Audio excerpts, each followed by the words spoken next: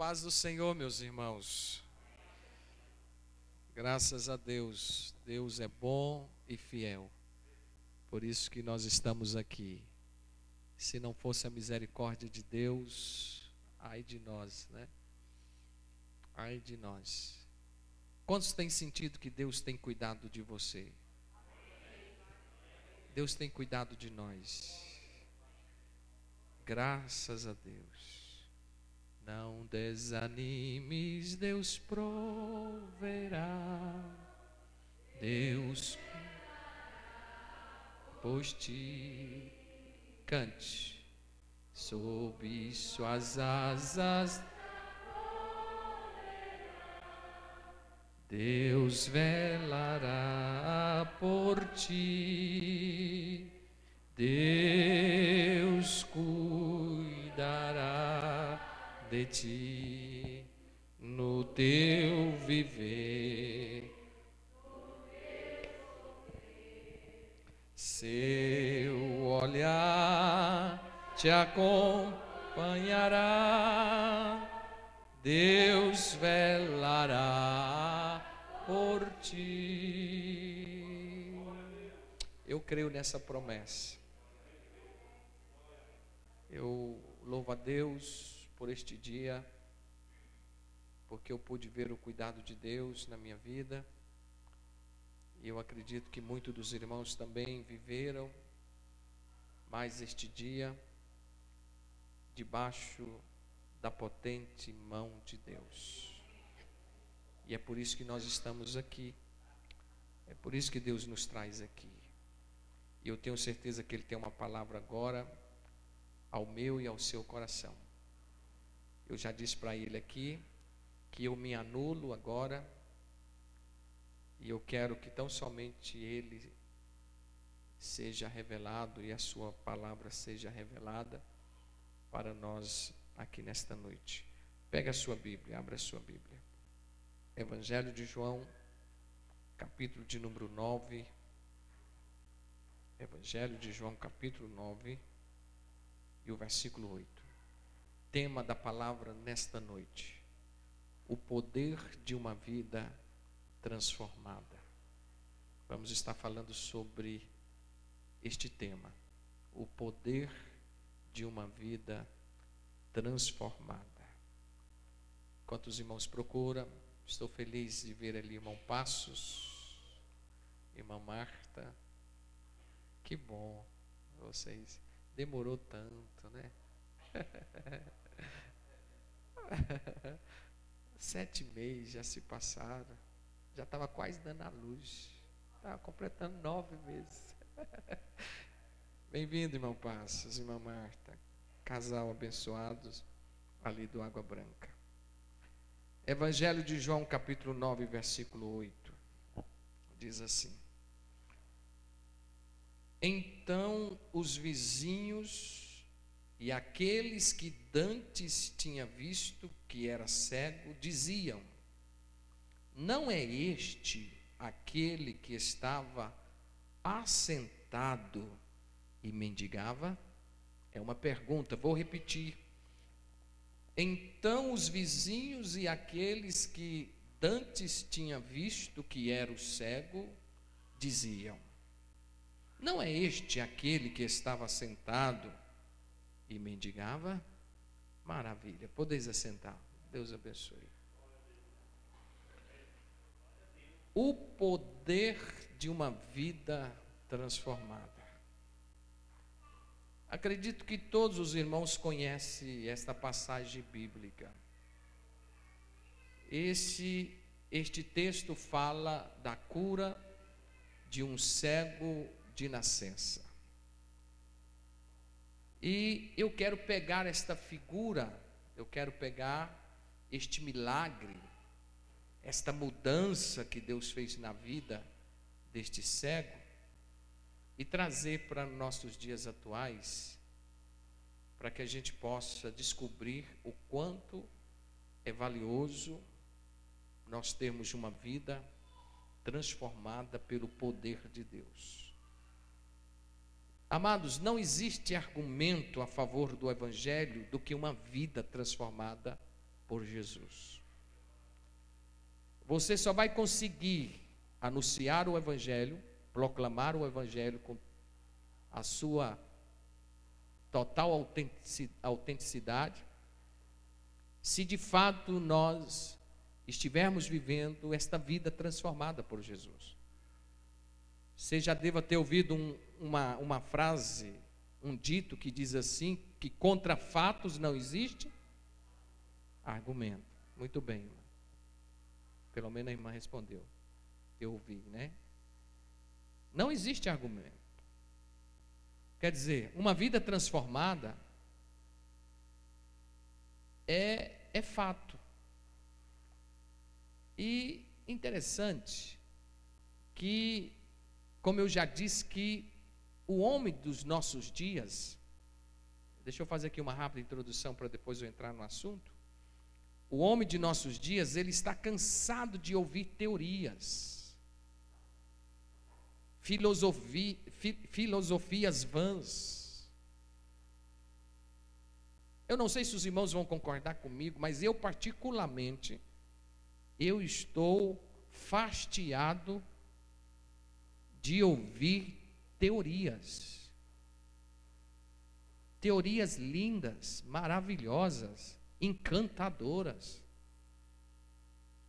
Filosofias.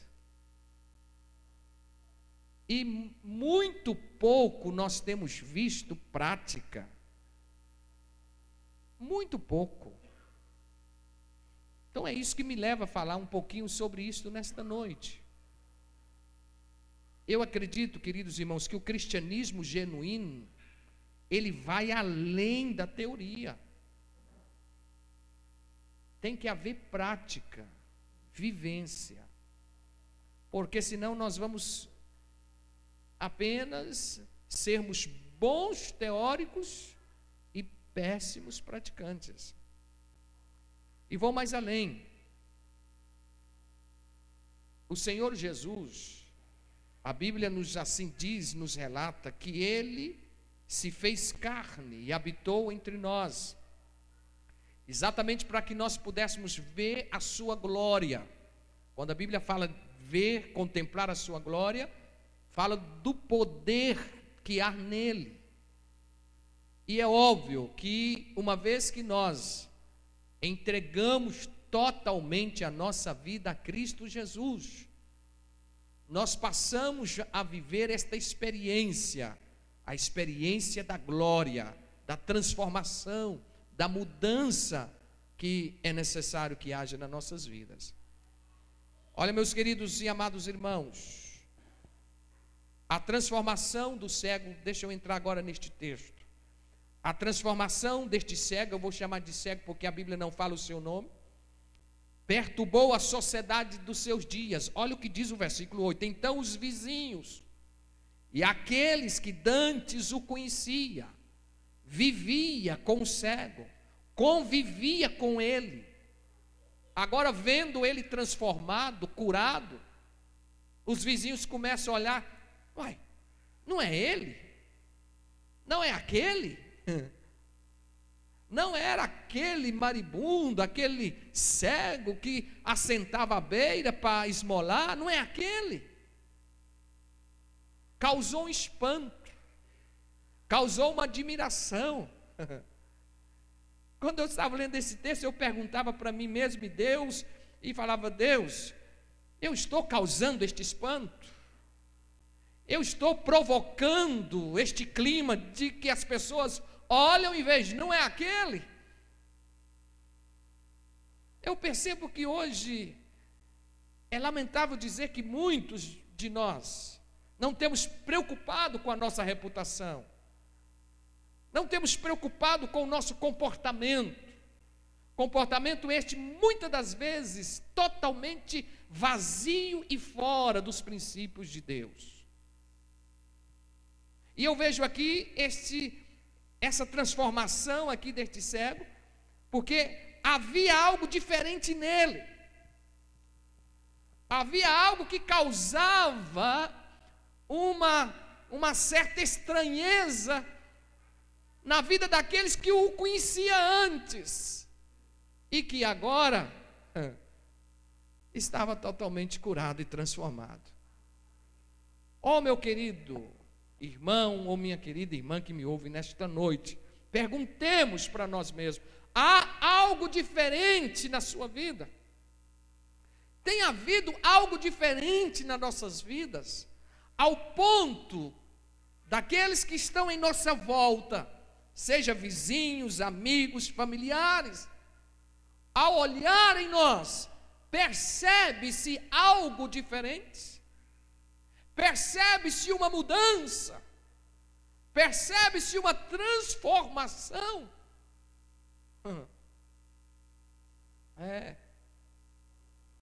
Os vizinhos.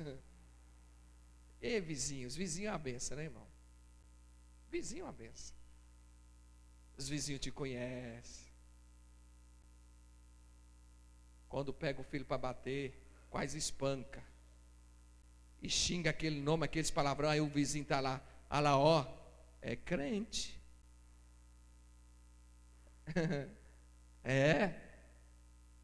E lá no trabalho, as mentirinhas. Enfim, o pastor Ricardo, quando ministrou aqui, ele sugeriu, não sei se os casais estavam aqui, devo lembrar, ele sugeriu para nós assistirmos aquele filme, para os casais assistir o filme Os Corajosos, ou Coragem. E só agora, essa semana passada, que eu tive a oportunidade de assistir. E eu assisti o filme. Fantástico o filme. Mas o que me chamou a atenção é que tem uma parte do filme que um dos pais que estava desempregado arrumou um emprego numa empresa e ele ia ser promovido naquela empresa, só que o patrão chamou a parte no escritório e fez uma proposta para ele, uma proposta de corrupção, de mentira. E ele ficou na dúvida com relação em aceitar, porque era o que mais ele queria, ser promovido, o salário ia aumentar, ia ganhar mais. E ele foi para casa, contou à esposa, a esposa ficou desesperada, porque corria o risco dele perder o emprego se ele não aceitasse a proposta do patrão.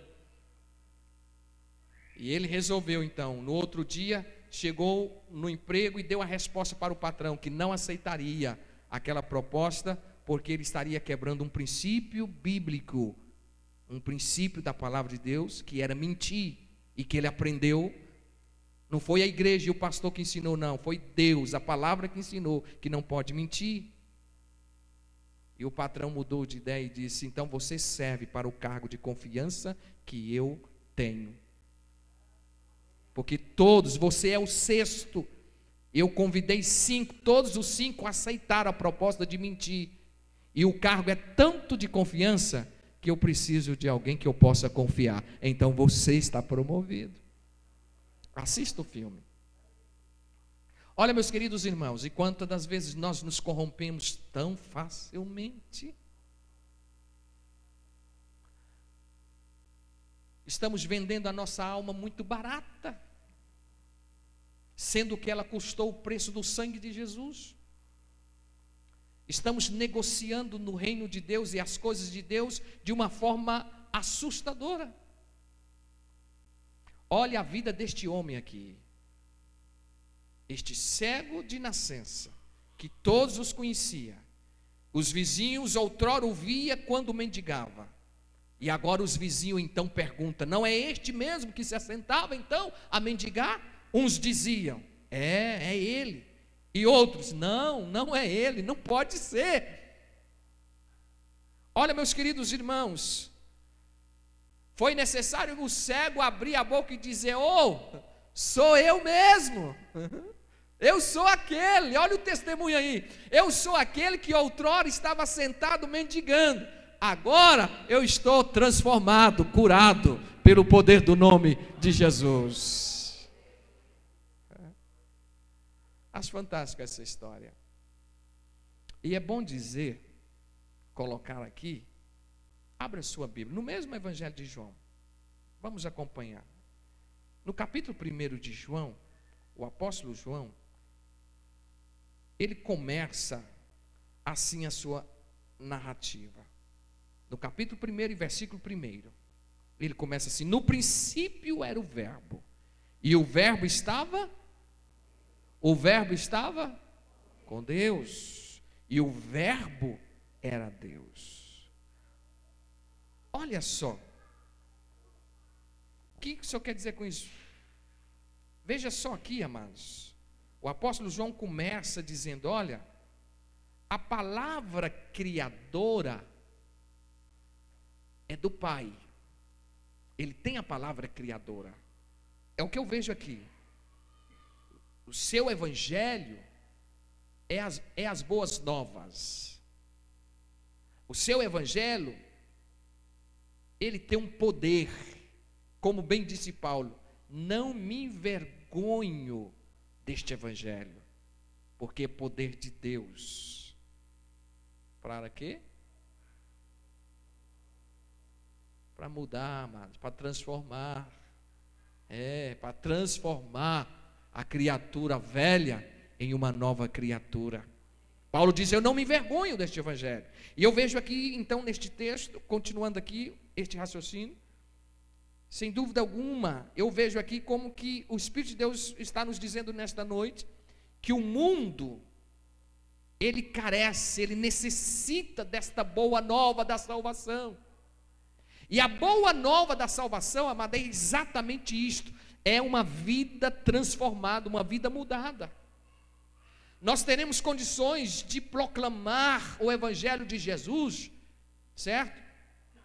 A partir do momento que nós conscientizarmos da necessidade de nos manter diante dele uma vida realmente mudada, transformada. Os nossos hábitos, o nosso linguajar. Eu vejo muitos cristãos que não preocupam com o seu linguajar. Olha, e a sua fala, amado, eu quero deixar bem claro aqui, e vou falar baseado na palavra. Eu não sei se eu já falei isso aqui. A gente conhece o crente pela fala, é pela conversa. Quando ele abre a boca, você sabe o grau de espiritualidade que ele tem. Quando ele fala das coisas, você descobre se ele tem comunhão com Deus ou não. Lembra de Jacó? Eu acho que eu já falei isso aqui. Quando um dos seus filhos foi apresentar diante dele, estava com o casaco de Esaú. Isaac, né? Os filhos de Isaac. Jacó se apresentou com o casaco de Esaú, com o pelo de Esaú, tentando enganar o seu pai Isaac. O que aconteceu? Isaac passa a mão e vê: o pelo é de Esaú, mas a fala, a conversa é de Jacó. Isaac já estava cego, não estava enxergando bem, mas ele discerniu bem a fala. Essa fala é de Jacó. Aí eu entendo o seguinte, que pela fala você conhece a pessoa. Então nós temos que ter cuidado com o nosso linguajar, as palavras, aquilo que falamos, porque as pessoas estão analisando, as pessoas estão observando isto, aqueles que estão em nossa volta, e nós temos um poder de influência muito grande. Tanto eu posso influenciar para o lado positivo, quanto eu posso influenciar para o lado negativo. Então eu preciso, como cristão, nós precisamos de preocupar com relação a isso, a nós influenciarmos, amados, as pessoas que estão em nossa volta, para o lado positivo. Há momentos que a gente precisa sim de morder na língua. Há momentos sim que nós precisamos, como diz o pastor Ricardo, eu estou lembrando dele, da aguinha milagrosa. O que é a aguinha milagrosa? Põe na boca na hora da raiva e na hora da ira, e segura a água pelo menos uns 3, 5 minutos na boca, para ver se você contém, até que passa aquele momento de raiva, de sentimento. Aguinha milagrosa. Se você ainda não experimentou, eu te aconselho, experimente a aguinha milagrosa. O som está muito alto. Eu estou à distância que eu estou usando o microfone. Usa a aguinha.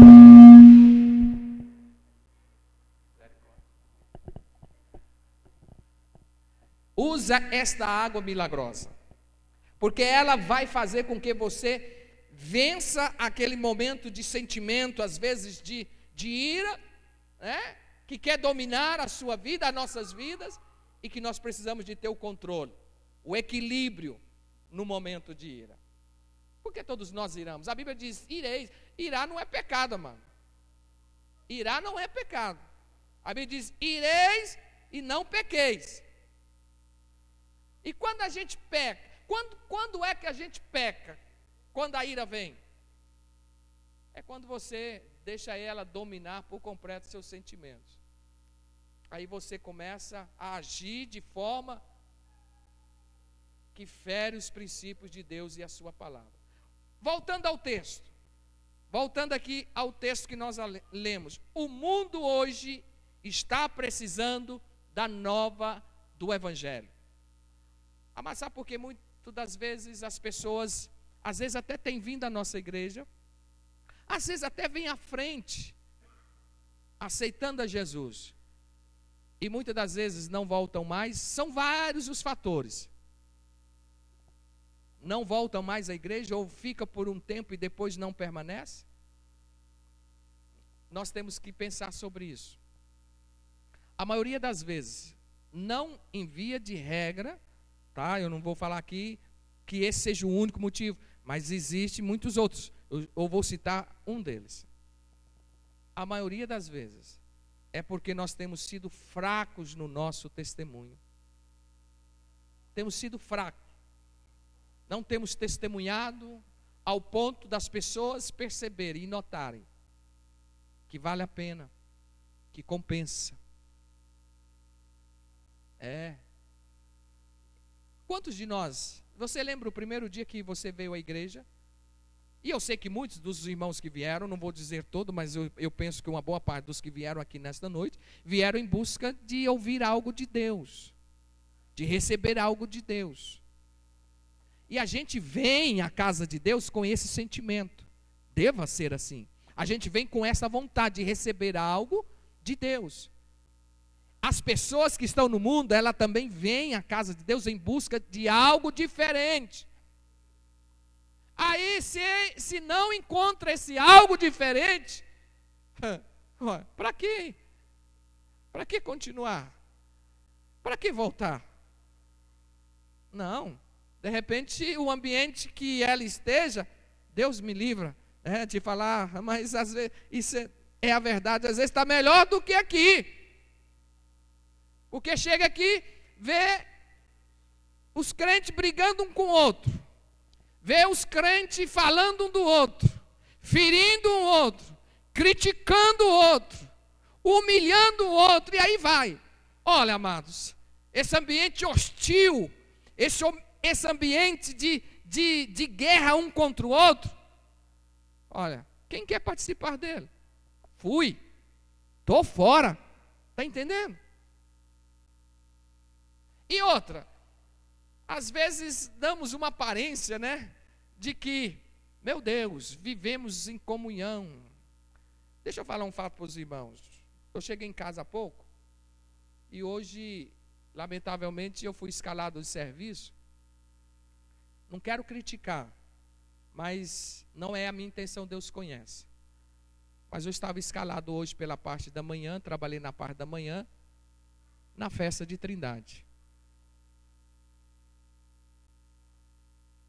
E me colocaram bem ali, próximo do santuário novo, a basílica. E vi as pessoas subindo as escadas, de joelho, e eu fiquei observando as pessoas que ali chegavam, e eu fazendo a minha leitura. E muita gente por ali, e vi que sempre quando terminava a missa, descia uma turma, subia outra, e eu pude observar algumas pessoas. Olha o que é as pessoas. Elas desceram as escadarias, a rampa, terminando a missa, e eu vi isso, não foi só uma nem duas vezes. As pessoas saindo da missa, mas eu vi pessoas falando uma da outra. Você viu aquela fulana assim, assim, ela usa esmalte vermelho, roupa vermelha, sapato vermelho, desse jeitinho, mano, eu vi. Aí, e outra falando da outra, mas saíram da missa, fizeram o sacrifício, subiram as escadarias. Eu falei lá, E aqui, como que está? Ah, pastor, aqui não tem isso, não. Não, misericórdia. Aqui, na nossa igreja, Itatiaia, pastor, o senhor está enganado, o senhor chegou aqui ontem, só 7 meses, o senhor está aqui, você não conhece não, aqui não tem isso não. Então me ajude a convencer, meu amado. Eu quero isso. Eu também quero isso. Que não tenha isso. Vocês acreditam que no nosso meio existe bullying? Existe. Há poucos dias eu percebi alguém da igreja, não vou falar onde nem que lugar, mas eu percebi alguém fazendo crítica do outro porque ele é gordo. Crente. E amados, temos que ter muito cuidado com relação a isso. Muito cuidado. A gente tem que aprender a respeitar as pessoas, acima de tudo. E do jeito que elas são. Respeitar as pessoas. A gente tem que ter muito cuidado com relação a isso. Vamos lá. Passa assim na minha mente como um fio, mas eu tenho que voltar a palavra aqui. Eu não quero que me entenda mal. Mas deixa eu falar uma coisa aqui aos irmãos, agora dentro do texto que nós estamos falando. Eu acho que nós cristãos, nós devemos usar todos os instrumentos que hoje nós temos para nós divulgar e anunciar o Evangelho de Jesus ao mundo. Usar todos os meios, todas as formas. É tanto que Paulo diz assim, olha, chegou a dizer uma certa feita mais ou menos assim, olha, eu fiz e faço de louco para ganhar os loucos. E há momentos que nós temos que usar de todos os meios, sim, para que o Evangelho de Jesus alcance as outras pessoas. Agora, só que tem alguns irmãos que ainda não perceberam, não entenderam isto. Acham que não há necessidade de que as outras pessoas sejam salvas também. Há um sentimento egoísta, egocêntrico na vida de muitos crentes, de muitos irmãos.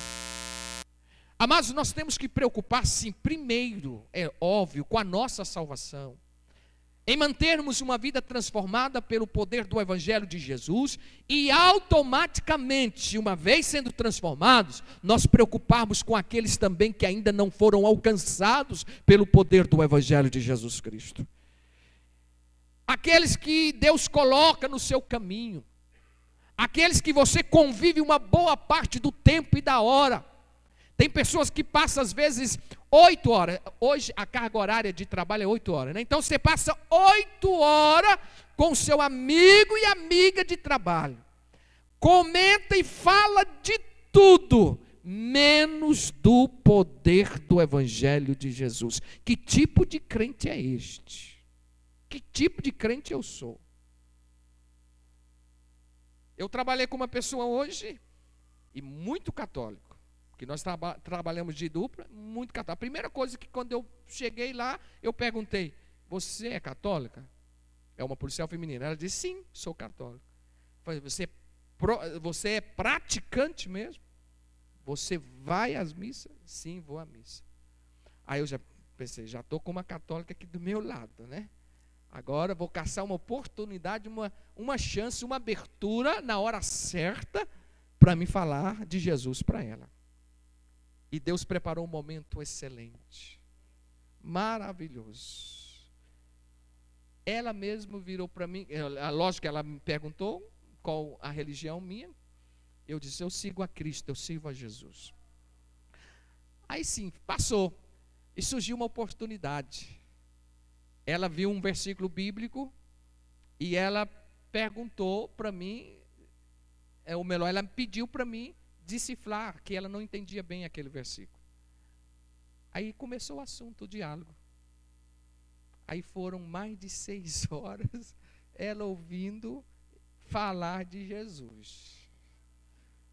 Hora e outra ouvia falar de Jesus. Amados, quantas oportunidades que Deus tem nos dado e nós temos jogado fora. Quantas oportunidades que Deus tem dado assim, para nós, e nós temos desperdiçado, por negligência, por desobediência. O Espírito de Deus está falando, chega-te este carro, fale do meu evangelho a ela, e nós estamos resistindo. Não, vai escandalizar. Não, eu vou perder a amizade, ou quem sabe até o emprego, vou ser mandado embora. Não, ele não vai querer conversar mais comigo, ou ela não vai querer mais conversar comigo. Oh, meu querido irmão, irmã, como igreja de Jesus, nós temos que tomar a posição, porque Deus confiou a nós a responsabilidade de falar o seu evangelho, evangelho este que transforma e que muda a vida do pecador. Se é que você já é transformado, você não pode envergonhar deste evangelho de Jesus. Fale do amor de Jesus, fale do amor de Jesus, e você verá o quanto você vai crescer. Mas quando eu tenho a oportunidade de falar de Jesus a alguém, para mim eu ganhei aquele dia, eu sinto a minha alma bem, eu sinto bem com Deus, eu sinto realizado, porque foi a oportunidade que Deus me deu, e eu usei para falar do evangelho de Jesus a tal pessoa. Quanto à conversão, não compete a mim nem a você. Converter, isso é obra do Espírito Santo, é Ele que convence o pecador, né? É Ele que faz o pecador arrepender. O papel nosso é falar de Jesus. Fale de Jesus, anuncie Jesus. Voltando ao texto. Quando o cego da nossa história aqui, ele aparece nas ruas da cidade, e os homens veem e contemplam que a vida dele foi transformada, como bem diz o versículo, todos os vizinhos ficaram espantados, se estremeceram. Ou seja, Jesus não se limitou de realizar um milagre extraordinário na vida daquele homem. Ou seja, Jesus amou aquele cego de uma maneira tão especial, que a palavra dele, ou seja, que o agir dele, que o milagre dele na vida daquele cego, foi algo sobrenatural. A Bíblia diz que ele era cego de nascença, ele nasceu assim. É tanto que os versículos anteriores, muitos daqueles que o conhecia, indagaram a Jesus dizendo: quem pecou? Ele ou seus pais, Jesus, para que ele nascesse assim? Aí Jesus diz: nem ele nem seus pais pecaram. Ele nasceu assim para que a minha glória, para que a glória do Pai, a glória de Deus se manifeste na vida dele. Amados, Deus nos criou exatamente para isso, para que a glória dele se manifeste nas nossas vidas. E a glória dele tem um poder transformador, de mudança nas nossas vidas. É visível, é notório, não tem como esconder. É tanto que aqueles que conheciam o cego diziam: mas não, ele não era cego. Quer dizer, era tão visível, era tão claro, não tinha como esconder.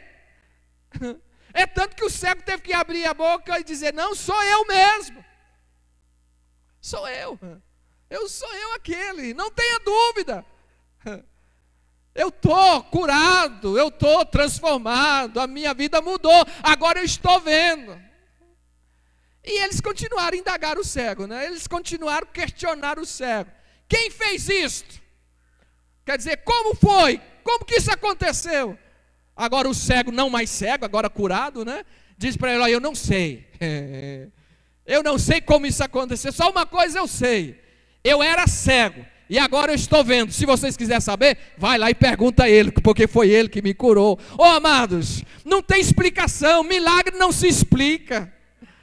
A mudança que Deus fez na nossa vida não tem explicação. Não tente explicar isso, não tente decifrar isso, tão somente aceite. E se alguém perguntar, diga: foi Ele, foi Jesus que fez isso. Foi Ele que mudou a minha história, foi Ele que mudou a minha vida. Agora eu sou uma nova criatura em Cristo Jesus. Isso é de Deus. E nós temos que buscar isso, essa mudança, essa transformação, se é que não alcançamos. Me entenda. Às vezes eu falo assim porque eu sei que eu falo aqui a diversas pessoas, e eu sei que às vezes eu quero entender que todos já experimentaram essa transformação, mas é bem provável que existem pessoas no nosso meio, no nosso convívio, que ainda não experimentaram essa transformação divina, poderosa do Evangelho de Jesus Cristo. Então busque isso, meu amado, busque isso, minha irmã, meu irmão, porque é maravilhoso. Só vale a pena servir a Jesus, só vale a pena servir a Ele, se nós de fato vivermos esta experiência gostosa de que Ele mudou a nossa história, que Ele mudou a nossa vida. Interessante, voltando aqui. Eles aprenderam de imediato, aquelas pessoas, um ponto que eu anotei aqui, eles aprenderam de imediato que não pode existir um evangelho destituído, excluído do milagre da transformação. Tem muita gente pregando o evangelho hoje, amado, por aí, que nada muda. E eu estou vendo que esse tipo de evangelho já está acometendo muito dos nossos. Mudou nada. Continua mentindo. Continua a mesma vida. Continua a mesma situação. A única coisa que se pode falar que mudou é falar agora que pertence à denominação A e à denominação B. Não, sou da igreja tal. Vocês já viram pessoas assim? Existem, e muitos.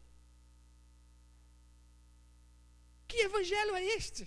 Eu repito, meus queridos e amados irmãos, olha, quando aqueles vizinhos perceberam que o cego agora não era mais cego, mas estava transformado, curado, eu penso que eles entenderam exatamente isso. Olha, não pode haver um evangelho destituído do milagre, da transformação. Meu amado, entenda isto. É bonito hoje falar que é evangélico, né? Antigamente era protestante, depois era crente, hoje é evangélico. O que você é? Sou evangélico, aleluia. É até bonito, né? Evangélico, sou evangélico. Eu prefiro a palavra crente do que evangélico. O que você é? Sou crente em Jesus. Parece que dá assim mais uma certa, né? Sou crente em Jesus. Porque é evangélico hoje. Quem posa lá para Playboy é evangélico. Quem está lá no... é evangélico. Hoje está assim. Que você... Sou evangélico.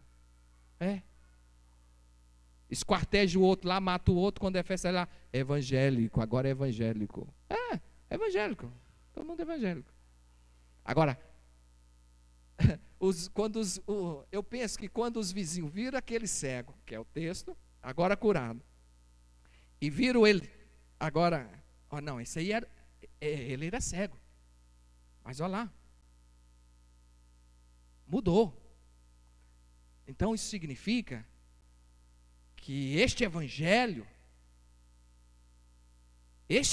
aí, realmente mudou. Está entendendo, amado? Tem que haver mudança. Tem que haver mudança aqui, ó. Tem que haver mudança. Começar de lá de dentro. Sentimentos. Está entendendo? Olha, eu acho fantástico isso aqui. Eu mesmo me surpreendi quando estávamos meditando sobre este texto. O quanto que a vida deste homem aqui é exemplo para nós hoje, nos dias que estamos vivendo, a buscar de Deus uma vida transformada. E deixa eu dizer mais algo aqui. Nunca, amado, nem Jesus, nem os seus discípulos, nunca você vai encontrar isso na Bíblia. Ele dizendo o seguinte: venha e pense nessa teoria maravilhosa, mas ele sempre diz: venha e vê. Lembra de Natanael? Natanael, venha e veja. Ver fala de fato. Não basta apenas vir, mas tem que ter o fato para ver. Por isso que eu disse há pouco, no início, que quando esse homem, esse cego aqui foi curado, sem dúvida alguma, ficou bem claro que não existe argumento quando o fato está ali, bem visível aos olhos de todos.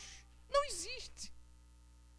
Olha, amados, quando você, eu, todos nós chegarmos diante de uma pessoa com um fato de quê, pastor? De uma vida transformada, não existirá argumento algum para desfazer, apagar o que está diante dos olhos. Era isso que os vizinhos viam. Os vizinhos viam o cego e diziam: não, mas ele já afirmou, é ele mesmo. É ele que assentava a mendigar. Quer dizer, e eles viam, ele está enxergando, ele está vendo. Está entendendo? Sejamos, amados, verdadeiras testemunhas de Jesus neste mundo. Autênticas, verdadeiras. Porque na verdade, olha, é isso que o Senhor Deus espera de cada um de nós como igreja deles. Ser luz neste mundo de trevas. Testemunhar do seu evangelho, mas com muita propriedade. Mas testemunhar aquilo que nós vivemos. Temos que viver com intensidade este evangelho. E já estou caminhando para a conclusão. Mas deixa eu me falar algo mais aqui, que eu anotei, que eu quero comentar com os irmãos. Jesus, uma certa feita, ele fez um discurso de santidade para os seus discípulos, ou seja, ele sempre, a gente percebe isso nos evangelhos, na história bíblica, que Jesus, principalmente lá na oração sacerdotal, no mesmo evangelho, capítulo 17 de João, você observa Jesus, vamos assim usar essa expressão, preocupado, e ele ora em favor dos seus discípulos. Santifica-os na verdade. A tua palavra é a verdade. E ele continua orando: Pai, não peço que os tire deste mundo, mas que os guarde, livra-os deste mundo. A gente percebe um certo interesse e uma certa preocupação e vontade do mestre de que os seus discípulos, todos eles, vivessem uma vida longe, completamente distante do pecado, e santificasse, separasse as suas vidas, exatamente para que fossem usadas por ele, principalmente naquela época, porque era a época da evangelização do mundo. E todos nós sabemos que a igreja primitiva, ela conseguiu alcançar o seu mundo da sua época, na evangelização. Imagine, amados, o mundo daquela época foi alcançado pelo testemunho, pela evangelização, pela pregação do evangelho de Jesus. Por quê, pastor? Porque havia vidas transformadas. E a maior pregação hoje que existe é isto, amado. Eu posso chegar aqui com a melhor retórica, posso chegar aqui com o melhor sermão preparado, posso às vezes aqui pregar e os irmãos até chorarem aí no banco e tudo mais, mas se eu não tiver uma vida transformada, se eu não tiver a experiência de uma vida mudada, não vou conseguir alcançar de fato aqueles que me ouvem. Vai ficar apenas no barulho, no movimento, e as pessoas aplaudindo, achando maravilhoso, mas não houve aquele impacto transformador. As pessoas olharem para mim, e eu falo isso aqui debaixo do sangue de Jesus, olhar para o meu comportamento, meu com os meus filhos, na minha casa, com a minha esposa, casado com uma só mulher, tenho os meus filhos à sujeição, vivo uma vida piedosa, você vive uma vida piedosa, você vive uma vida de santidade na presença de Deus, você vive na dependência dEle. Aí as pessoas olham e dizem assim: A mensagem dele está falando alto. Está falando forte. Eu posso dar crédito. Está entendendo? Agora, só que hoje, mas muitos não têm dado a preocupação devida a esta questão, a esta verdade. A gente percebe isso. E é onde que a mensagem é linda e maravilhosa. Mas quando você passa a observar que isso é fato, não tem como separar a mensagem. É como diz o pastor Hermes, hoje é pastor em Palmas do Tocantins, eu aprendi essa frase com ele, que dizendo ele que a mensagem que é o seguinte: quando não salva o pecador, salva o pregador. Aí uma vez eu perguntei a ele: por que, pastor, que o senhor fala isso? Aí ele falou para mim: olha, tem mensagem que o pregador ele prega, que dói tanto o ouvido, tanto que quando ele para de pregar, porque os seus testemunhos fala totalmente, o seu comportamento fala totalmente o inverso do que ele está pregando, que é tanto que quando ele para, é como que fosse um alívio, uma salvação para ele. Parou por ali. Então, meus amados, nós pregamos muito mais com as nossas atitudes. Pregamos muito mais com o nosso comportamento. Muito mais. Às vezes a gente preocupa com belos sermões. Às vezes nós preocupamos com uma bela retórica. Não que isso não seja de valia, mas isso não é tudo. O que tem que falar alto é o nosso comportamento. É as pessoas que estão em nossa volta, os nossos vizinhos, como já disse, e já citei aqui. Eles vê e percebem, ali existe uma família, existe uma mulher, existe um homem de Deus, uma mulher de Deus, existe uma família abençoada, que dá testemunho e que de fato vale a pena inspirar neles, vale a pena até mesmo tê-los como amigos, como vizinhos. Eu acredito que esses vizinhos desse cego aqui, quando viu ele curado, eu penso que eles falaram: esse homem aí, vale a pena nós chegar agora nele. Vale a pena nós agora estarmos juntos. Vale a pena nós sermos amigos dele. Vale a pena nós nos relacionarmos com ele. Porque olha lá, ele era cego, mendigava, e agora está aí sorridente, curado, transformado, mudado. Então vale a pena, porque o que fez este milagre na vida dele, de fato, quem sabe, pode fazer nas nossas vidas também.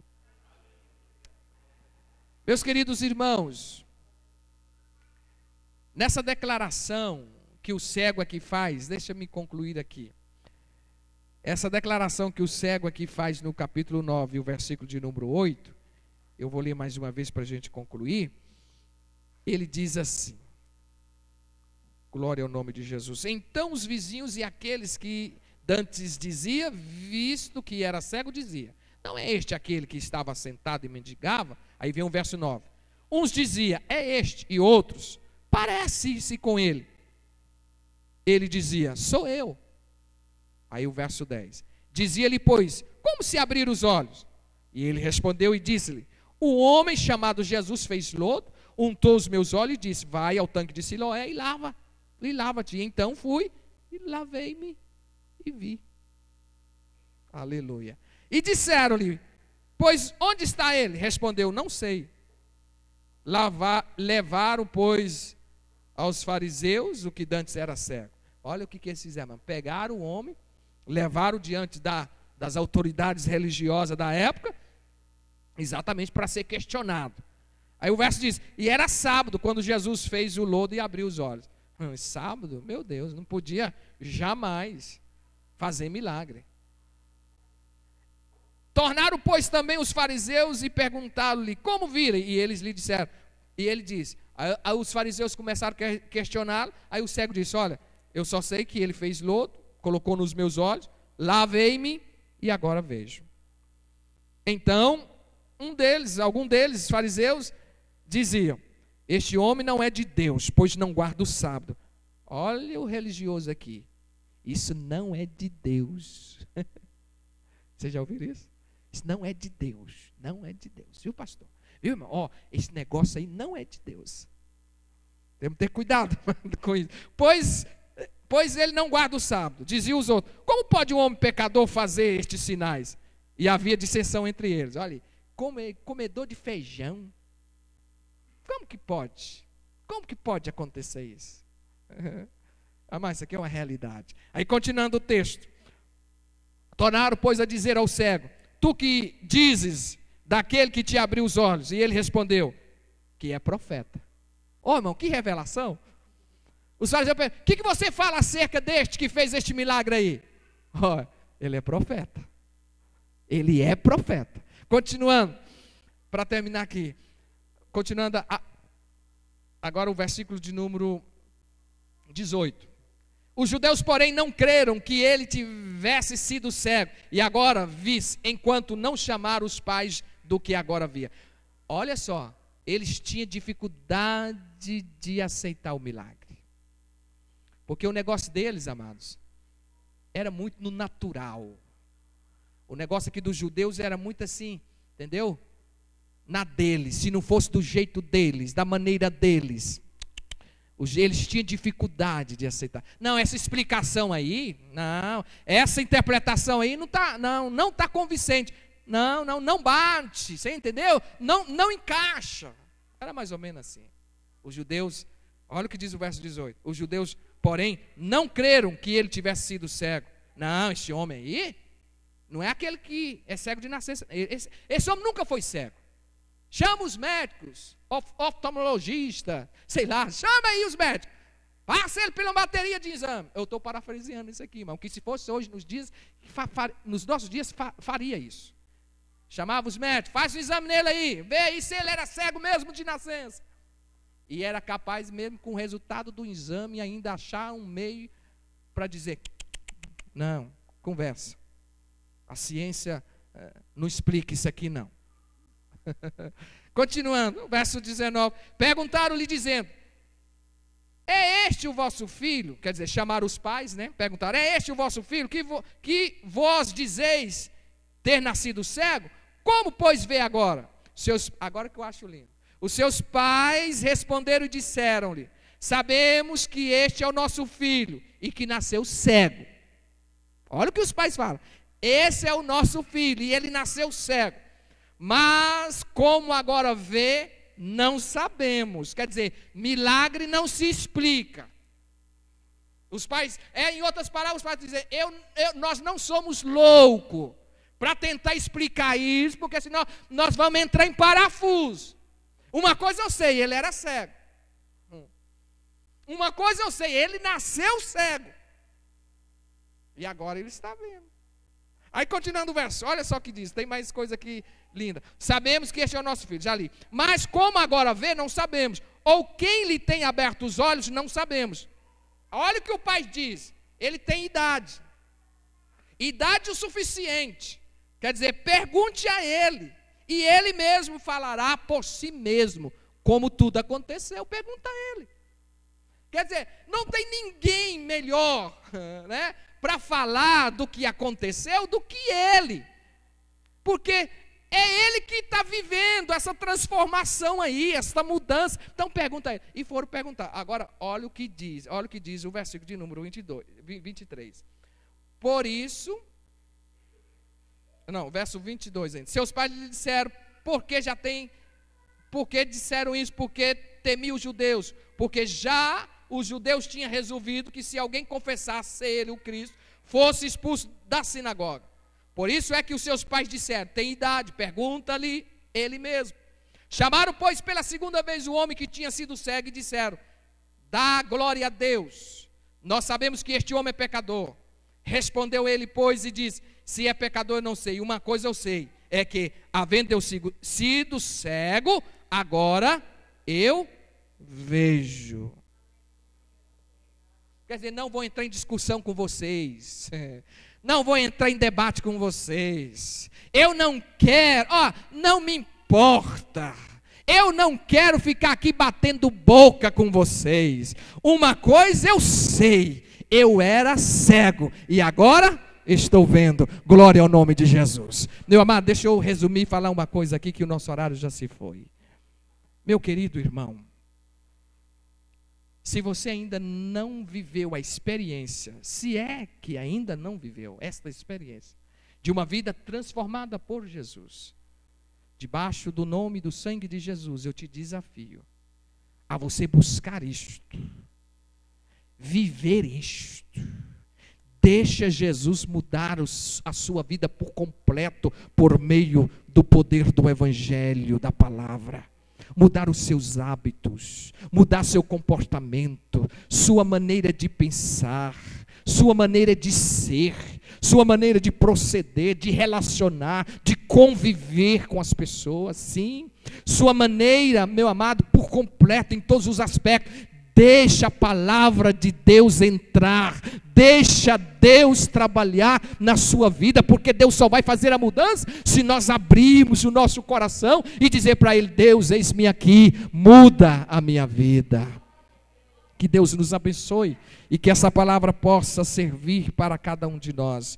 Uma vida transformada é o melhor argumento que Jesus tem para provar aos homens que o evangelho dele é real, que o evangelho dele é poderoso, que o evangelho dele realmente transforma a vida humana. Então não esqueça isso, leve isso gravado na tábua do seu coração. Eu repito, uma vida transformada é o melhor argumento que Jesus tem para provar aos homens que o evangelho dele é verdadeiro e real. Coloquemos de pé e eu quero orar com você agora. Glória a Deus. Deixa eu fazer uma perguntinha que não está aqui no meu esboço, eu não anotei, mas vem aqui agora ao meu coração. Uma perguntinha simples, mas eu acredito que de uma importância muito grande. Você, meu amado, que me ouve nesta noite, minha amada irmã, meu amado irmão, você gostaria, preste atenção, você gostaria de ser um instrumento através do qual Deus apresentará a sua mensagem ao mundo? Não responda. Responda com você mesmo. Vou repetir. Olha a pergunta. Você gostaria, é desejo seu, de ser um instrumento do qual Deus, através do qual Deus vai apresentar a sua mensagem a este mundo?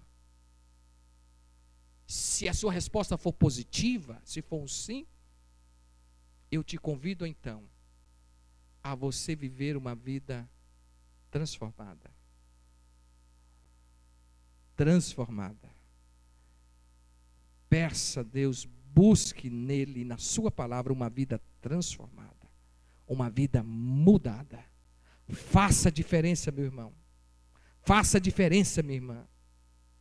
Lá na sua casa, na sua família, no seu trabalho, aonde quer que você esteja, lá junto com seus vizinhos. Ei, moça, jovem que me ouve, irmão que me ouve, lá com seus amigos ímpios, com seus colegas, faça a diferença.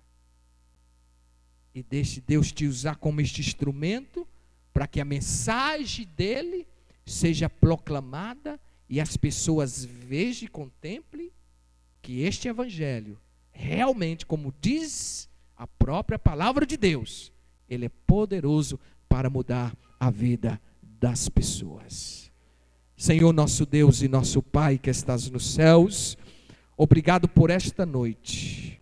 Obrigado, Senhor, por estes momentos que aqui estivemos. Ó Deus, meditando na Tua palavra, ouvindo aquilo que o Senhor traz ao meu e aos nossos corações nesta noite. Vivemos em um mundo, Senhor, de trevas, em um mundo totalmente, Senhor, longe de Ti e da Tua palavra.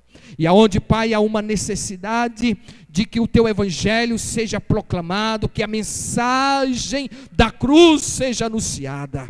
E aqui, Senhor, nos colocamos agora como igreja diante do Senhor para te pedir, nos ajude, Senhor, a vivermos a experiência, Senhor, de sermos mudados, transformados pela palavra e pelo teu evangelho, e que sejamos luz neste mundo, que sejamos, Senhor, na verdade, mensageiros da verdade, mensageiros, Senhor, da tua palavra, e que as vidas, Senhor, aquelas que o Senhor colocar ao nosso caminho, em nossa volta, que possam ser influenciadas pelo nosso testemunho, pela nossa maneira de ser, pela nossa maneira, Senhor, de te servir. Nos ajude, ó Deus, guarde a tua igreja e guarde as nossas vidas deste mundo de pecado, deste mundo de horror. Nós oramos em nome de Jesus. Amém, e amém, e amém. 1, 2, 3, 1. Ele é o todo-poderoso Deus, e contra ele o inimigo não tem. A guerra é do Senhor, e a vitória é garantida na